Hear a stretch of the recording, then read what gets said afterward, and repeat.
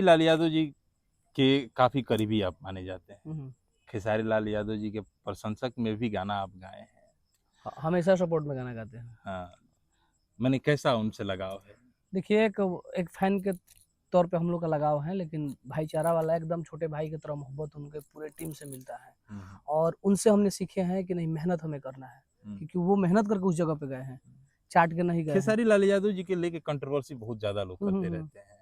अभी एक देखिए वो चलेगा। देखिए शिखर है, जिस मान लीजिए आपका 5 मंजिला घर बन जाएगा, वहां पर किसी का 5 मंजिला घर नहीं रहेगा, तो लोग बोले क्या जरूरत है उनका 5 मंजिला घर बनवला के।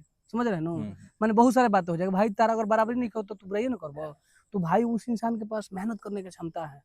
समझ रहे? एगो गाना राउर आई रहे हम्म। भोजपुरी में, ये गाना के कहब तो गाना आई रहे बड़ा बाजल रहे लोग, बड़ा माने बजाओ हमारे दोस्त मित्र जितना भी रहन बजाओ हम्म।